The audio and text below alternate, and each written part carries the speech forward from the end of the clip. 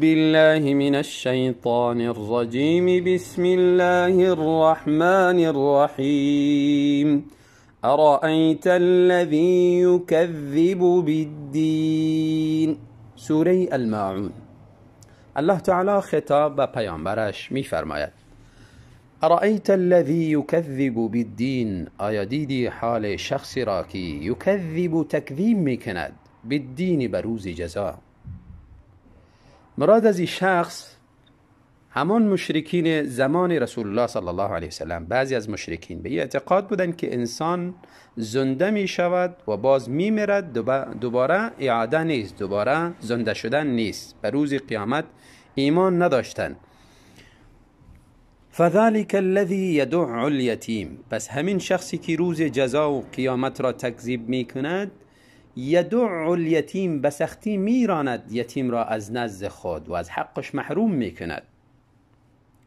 از حقش محروم میکنه یا یتیمی است که به نزدیک است، نزدیک بوده و مال یتیم در نزد عزیز، یتیم از حق خود، از مال خود محروم میکنه، مال یزی را به زور میخورد و وقتی که اگر یتیم حق خود مطالبه کنه، به سختی و به قهر و خشم از پیش خود ایره میراند.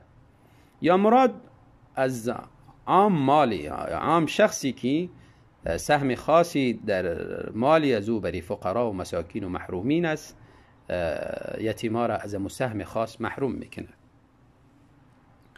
ولا يحض على طعام المسكين، و همچنان تشویق نمیکند، ترغیب نمیدهد دیگران را علی طعام المسکین، به طعام دادن و نان دادن مسکین ها.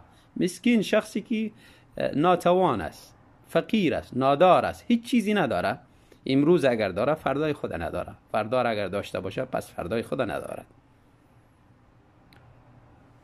این خود دیگران را تشویق نمیکنه، خودش خود از مالش یعنی اصلا هیچ سهمی نداره، یعنی از مال خود هیچ مصرفی نداره، هیچ حق قائل نمیشه و دیگران هم اینقدر بخیل است، دیگران هم تشویق نمیکنه که بری مسکین ها صدقه کنه یا نان بدهد. فویل للمصلین، پس هلاکت باد برای نمازگزاران، یا عذاب الهی باد برای نمازگزاران، یا کنده از کنده های دوزخ باد برای نمازگزاران. تعجب است، کدام نمازگزاران؟ الذين هم عن صلاتهم ساهون، نمازگزارانی که از نماز خود غافل هستند. ساهون، غافل هستند. چطور غافل هستند؟ علما چند تفسیری کردن ایره. از جمله یعنی در نماز خود پابند نیستند، نماز بر وقت خود نمیخوانند، استاد میشن نماز که از وقتش تیر شد.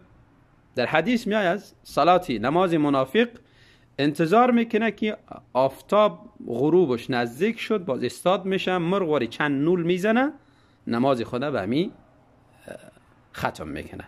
اما تو نماز عادت داره، یعنی نماز بر وقت خود ادا نمیکنه. این غفلت در نماز است. یا این که بعضیا گفتن مراد شخصی است که اگر در نزد مردم بوده باشه نماز میخوانه، اما اگر انفرادی نزد خود بوده باشه باز وقت نماز نمیخوانه. و این تفسیر آیت بعدی هم الذین هم یراؤون تایید میکنه. یا آیت سوره نساء همچنان که درباره نماز منافقین میفرماد ما کان و اذا قاموا الى الصلاه قاموا كسالى يراؤون الناس، اگر نماز هم استاچان در نماز بسیار به سستی و تنبلی و برای نشان دادن مردم استاد میشن. نمازشان هم برای مردم است. یعنی بنابرای تفسیر اگر نزد مردم حضور داشتن نماز میخوانن، ولو که بی‌طهارت. بعضی از اینها بی‌طهارت هم نماز میخوانن، در صف استاد میشن، خب اصلا به دین ایمان نداره، منافق است.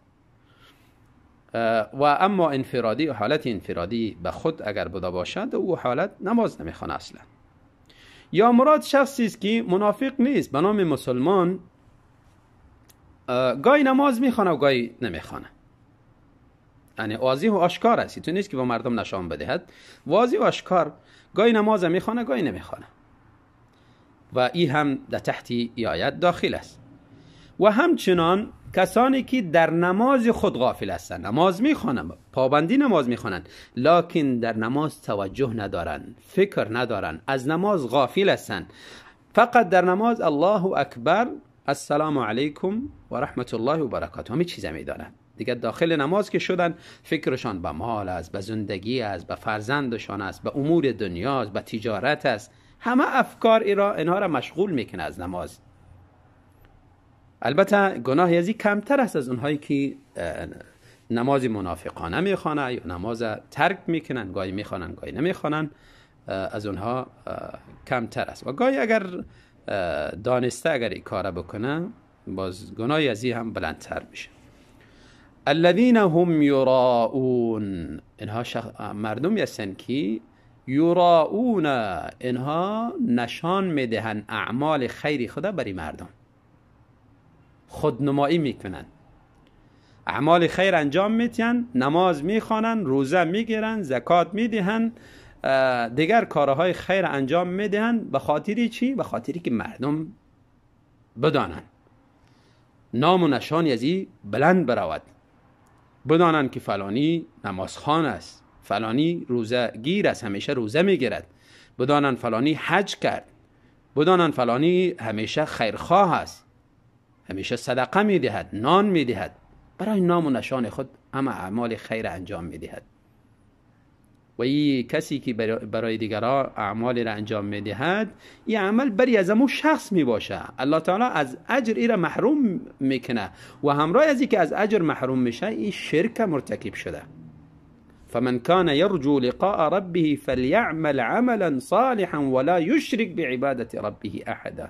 کسی که اگر به الله ایمان داره و روز قیامت ایمان داره، ملاقات به پروردگار، فلیعمل عملا صالحا، عمل صالح خالص برای الله انجام بدهد، عملش فقط برای الله تعالی بوده باشد و در عمل خود و در عبادت خود دیگر کس همراه الله تعالی شریک نسازد. و امرای ازی و یمنعون الماعون، صفت بدی دیگرش و یمنعون الماعون، و منع میکنن الماعون. چند تفسیر داره. یکی الماعون عاریت را، اشیای خرد و اشیایی که دو به این ضرر و آسیبی نمیرسه، اگر کسی عاریت طلب کنه منع میکنه. مثلا مانند آب زیادی داره، نمک داره مثلا، یا کاسه و پیاله و امثال از اینها حوایجی که در خانه است، اگر ایره به شخص دیگری عاریت بتیه به این ضرری، یعنی در عرف همیست که برای از این ضرر نمیرسه، آسیب نمیرسه. امیر اگر شخصی از امسایش یا یکی از دوستا و برادرها و اهل قریهش اگر طلب کنه عاریت، امیر منع میکنه. یک تفسیر. تفسیر دیگر مراد از ماعون مطلقی مال است، هر مالی که بوده باشه امین مال خود از دیگران منع میکنه، یعنی در امین مال خود سهمی بری فقیر و مسکین و اینها نداره. یکی. یا این که مراد از ماعون زکات است، زکات خود منع میکنه، زکات نمیدهد، باز این خوب گناهش بالاتر است کسی که زکات هم منع میکنه. یا مراد از ماعون عام منفعت است، هر منفعتی که بوده باشه و در توانش است که به دیگران نفع برسانه، این نفع از دیگران منع میکند. از این سوره چند چیزی دانسته میشه. یکی، روزی قیامت روزی یقینی و واقعی است که حقا می آید. کسی اگر از این انکار کنه و این تکذیب بکنه و کافر است و مسلمان نیست. دیگر مسئله دیگر، تشویق و ترغیب طعام دادن برای مسکین ها و یتیم ها و بیوه ها و انسان های محروم. انسان اگر خدا برش مال داده، زندگی داده، از مال خود سهمی بری از اینها بگرداند و این حقشان است. منت بالای از اونها نکنه، بلکه حق است که الله تعالی این حق در این مال ازی گردانده و این حق اینها را از این حق محروم نسازد بجز مال زکات. همچنان از سوره ایره هم دانسته میشه که نماز بر وقت ادا کردن این بهترین عمل است. رسول الله صلی الله علیه و سلم پرسان میشن، در صحیحین حدیث میآید ای العمل احب الی الله قال الصلاة علی وقتها، نماز بر وقتش خواندن بهترین عمل است. انسان کوشش کنه نماز ضایع نسازه. وقتی که نماز از انسان ضایع شد، نماز فوت کرد، بر نماز اهتمام نداشت، دیگر اعمال انسان همه برباد میشه، از بین میرود. نماز حقیقتا ستون دین است. نماز که اصلاح شد، دیگر امور دین انشاءالله که اصلاح میشه. و همچنان ایره هم دانسته میشه که انسان وقتی که در نماز استاد میشه، نماز مطابق سنت رسول الله صلی الله علیه وسلم بخونه. رکوع از سجده از نماز، قیام نماز، تمام افعال نماز مطابق سنت رسول الله صلی الله علیه وسلم انجام بدهد و در نماز توجه خاصی داشته باشد، تا حد نهایی تلاش کنه که فکر و توجه خود در نماز خود داشته باشد. از این سوره ای هم دانسته میشه که اخلاص در اعمال شرطی مهم است.